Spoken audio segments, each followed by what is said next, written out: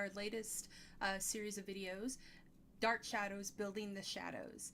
My goal with this series is to introduce you all that may not know what Dark Shadows is or have never seen it to the wonder that is the mysterious town of Collinsport, Maine that Dan Curtis and the crew back in the day created, and is still influencing the world of horror on television and in the film world to this day. I mean, Dark Shadows did so much first, and it's very important for you to realize that this show has so many far-reaching things that it has touched, like the X-Files and Forever Night. So many, I mean, Angel and Buffy have a lot to thank Dark Shadows and Dan Curtis for. But what I'm going to do with this series is I want you to discover not only the show, but the sneaky thing that Dan Curtis did with this show and how he created a daytime soap opera that's called Dark Shadows. It takes place mainly at night, which is in itself funny. But how he snuck into this show, all the plot lines, for the most part, are based off of classic literature, Gothic literature, and entire genres of literature.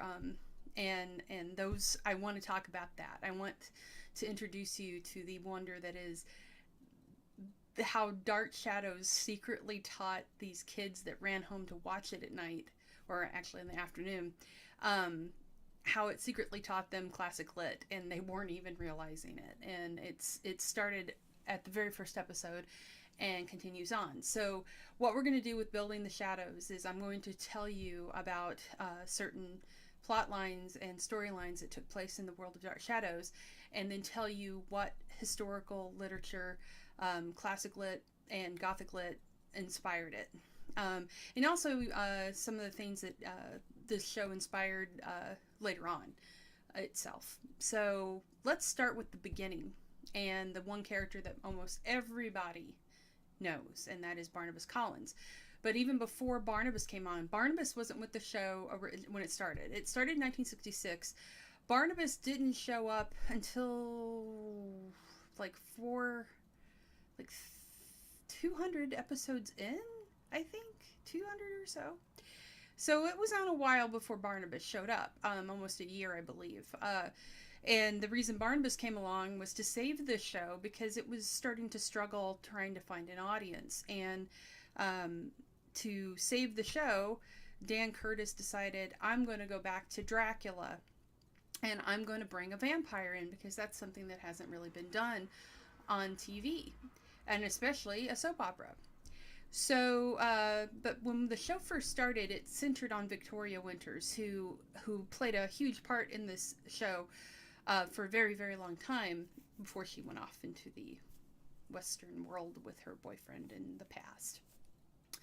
Yeah, that happened. So Victoria Winters was a governess who came to Collinwood, the house in Collinsport, to work for the Collins family, because small towns are named after the rich people that live there.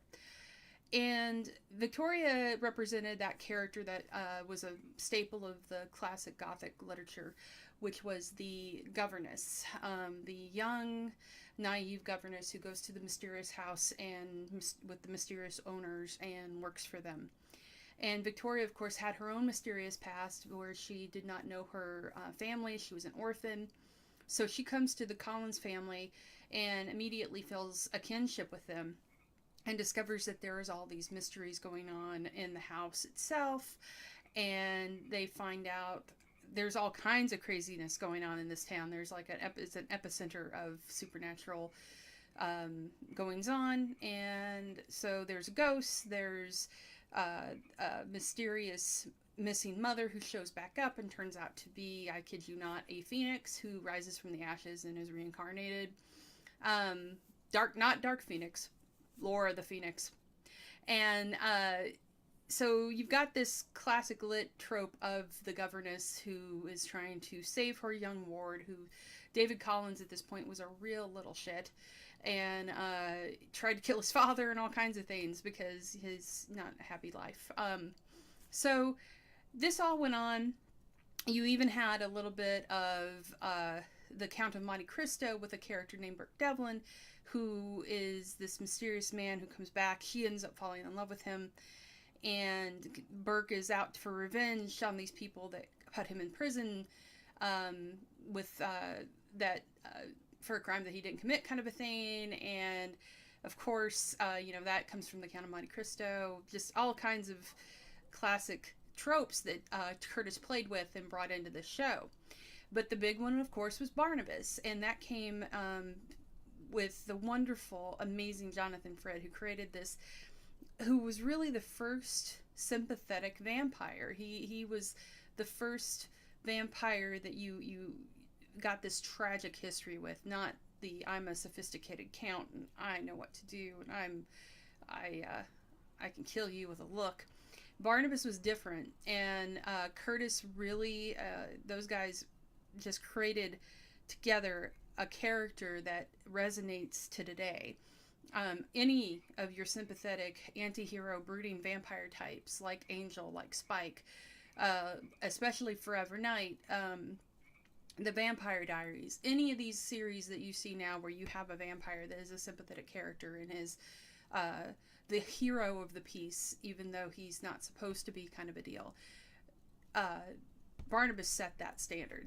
He was really the first one, and to have it be a TV character on a soap opera was kind of insane.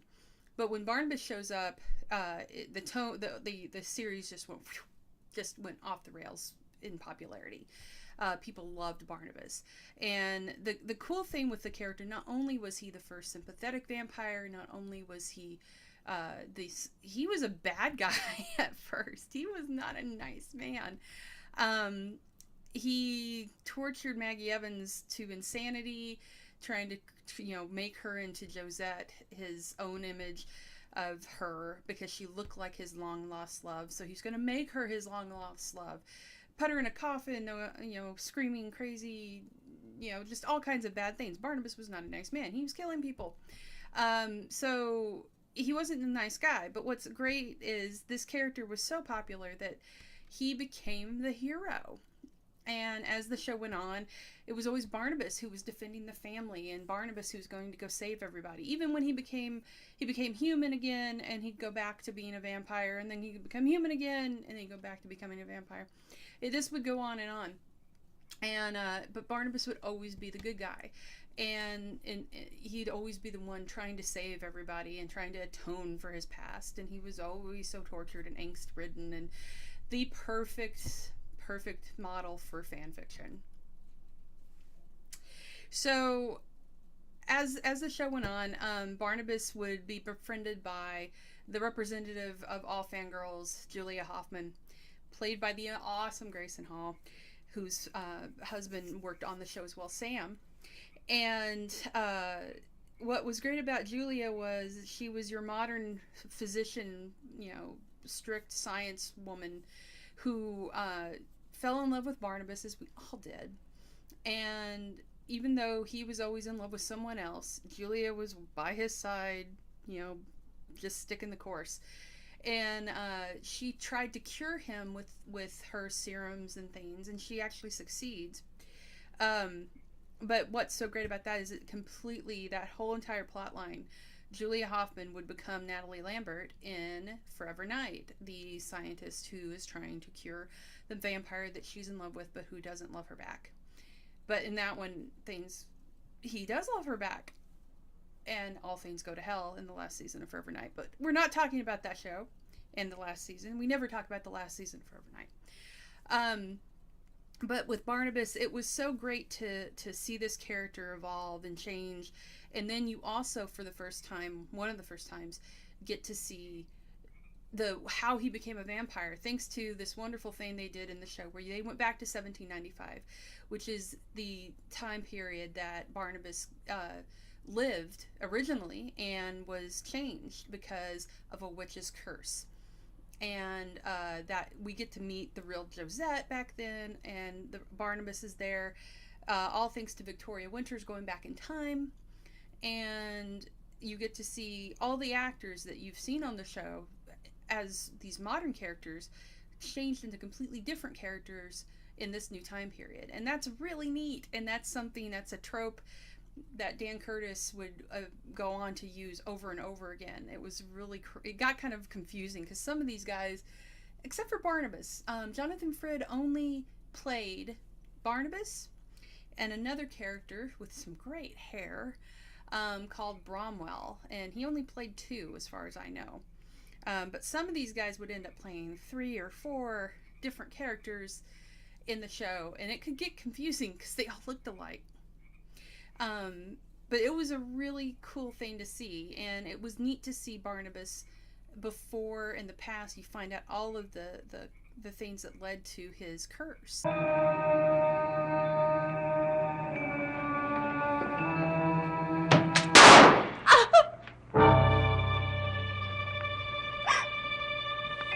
Barnabas, what have you done?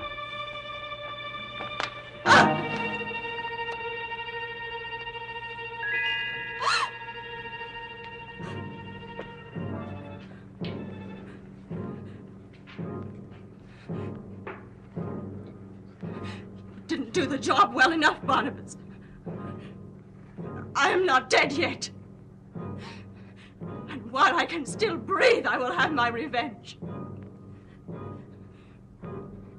I set a curse on you, Barnabas Collins. You wanted your Josette so much, well, you shall have her. But not in the way that you would have chosen. You will never rest, Barnabas. And you will never be able to love anyone. For whoever loves you will die. That is my curse. And you will live with it through all eternity.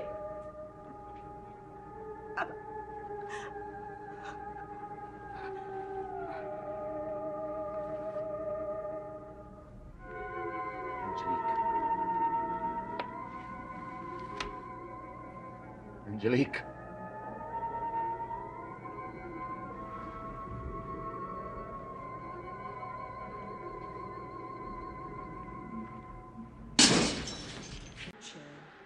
And see how you will change.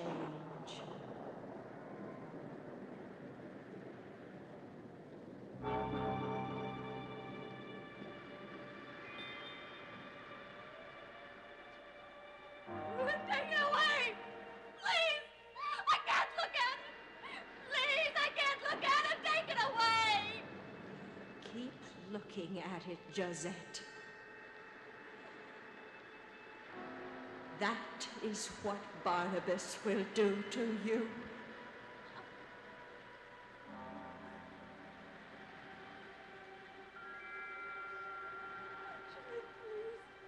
Please, I beg of you, take it away! Josette, are you all right?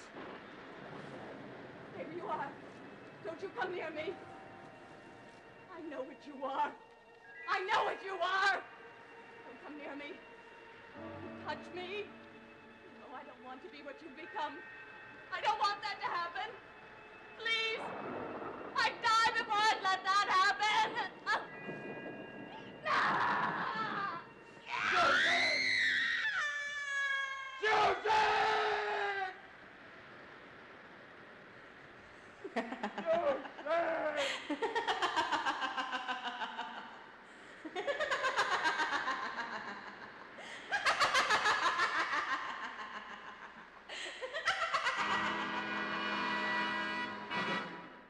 And you find out as Victoria does, all these things going on because she's trying to stop it from happening. Because she's from the future, and so she knows all the terrible things that go on. But it's, it was fantastic to see, and this was the first time, as I said, that a vampire would be, that mythos and that kind of a character would become such a big deal. Other than Dracula, at that point, Dracula was the only one. But Barnabas, in 1967, I believe was the year he started, he became huge. He was huge. He was a nationwide phenomenon. Kids in that time would just run home and watch this show. And that character was such a big influence, and like the vampire craze started, like it really started then. And he just took off. And it's really cool that Curtis took a character, a myth, and an iconic role like that, and made it something new and fresh for the late 60s, early 70s. Because it would 1979 would be a year that the show would be over, but its influence would be still felt with all kinds of vampire properties coming out that year. But as it would go on, Barnabas would return in another incarnation in the mid 70s. It was only like a year or two after the show ended, and they would do a feature film called House of Dark Shadows, which would take it would not be directly linked to the end of the series, but it would take a lot of the storylines and the characters and kind of mesh them together in the House of Dark Shadows with the vampire storyline. And Maggie Evans would actually be the governess. There would be no Victoria Winters in that. And it was fantastic. And like, everybody dies. Everybody. It's so awesome. But one thing I have to point out before I end this first episode is the awesome that is Willie Loomis and John Carlin, who plays him. The character of Willie Loomis starts out as a real dick, and he's like this alcoholic, abusive caretaker type who decides he's going to find the treasure of the Collins family, which is in fact Barnabas, but he doesn't know that. And his character is just a real ass, and he gets a rude awakening when he awakens Barnabas.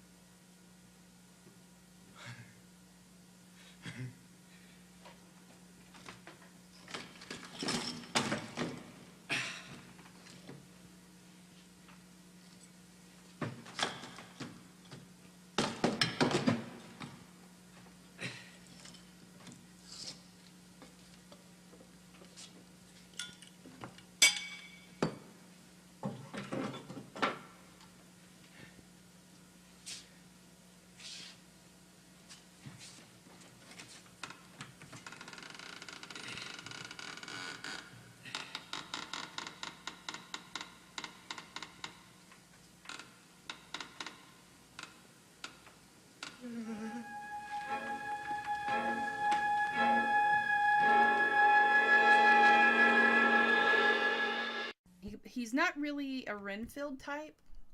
He's more of a beaten dog, and it's really wrenching to watch, and John Carlin really does a great job making you suddenly feel bad for Willie Loomis, because Willie Loomis, he regrets everything that he's done at that point. He realizes that he's brought this on all these people, this horrible thing that he's released, and it's really great to see his character change and the difference, and it's a testament to John Carlin's acting. He's just a great actor in that. And Willie, you kind of love Willie. You just kind of want to give him a hug after what happens, and he really tries, and he's just that great nervous energy, but he's probably one of my favorite characters in the show, and poor little Willie Loomis. But I gotta say, if you have not watched Dark Shadows, you need to start. I believe it's on Hulu now. It was on Netflix, but I think it moved over to Hulu. And MPI is doing an amazing job releasing. They've been releasing the DVDs. They released the sets a long time ago, and it was very expensive to buy all of them. And now it's not so much. They've got a set that's really great that looks like Barnabas in his coffin, and they're really the DVDs. There's a lot of Dark Shadows to watch. It stayed on the air for quite a number of years, and it did really well. And I believe, how many episodes was it? Like close to 1,300, so 1,000, almost 300 episodes of this show. So around 1,250, I think, something like that. And it was on for 4 or 5 years, maybe longer. I'm trying to remember. It was on for a while because it did really well. So there's a lot to watch and a lot to catch up on. And actually, some of the first episodes, I think they actually finally released them that didn't even have Barnabas in them. Because everybody just kind of wanted to skip to the vampire bit. Who, you can't blame them. I mean, come on. So it's kind of crazy to go back and start watching this show because there's so many episodes, but it's really worth it just to see. So I would suggest starting with Barnabas and going from there on. And as this video series progresses, I'll go to the next big character arc / storyline and introduce you to it and talk about the influences and the ongoing influences of the show tied to those storylines, and give you some insight into the characters and actors that are in it as well. But yeah, Barnabas Collins is probably one of the most important vampires in television history.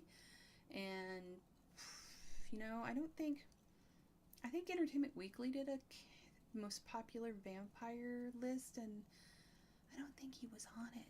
And I think they learned later, oh yeah, that was a big screw up. But too little too late. Barnabas needs his props. Barnabas Collins, as played by Jonathan Frid, is amazing, and he's the man, and we miss him. He did play the character one last time in an audio drama that you can get from Big Finish Audio. And not only is he in it, but it also co-stars Barbara Steele, who is one of the goddesses of horror, classic horror. She's amazing, and you can go on, I believe it's the Night Whispers, I think that's the name of it. But go on Big Finish Audio's site and download it and listen to it because it is phenomenal. And Fred plays him one last time. I think that was released a year before he passed away. And yeah, go check out Dark Shadows. What is wrong with you? Go watch it. Get started. And I'll be back with another video to introduce you to some more of the show and what it took to build those shadows. So with that, good night, and I'll see you in Collinsport.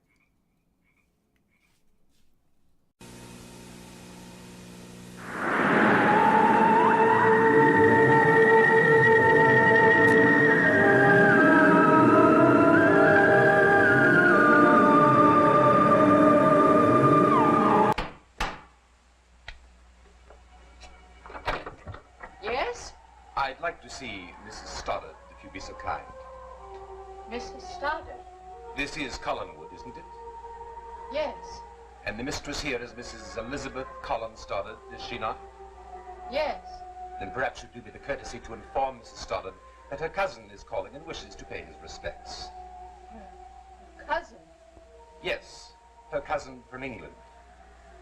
From England? Oh, please, come in. I'd be delighted, thank you.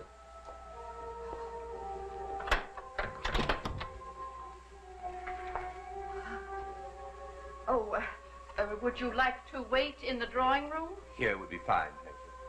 Oh, well, I'll let Mrs. Stoddard know you're here.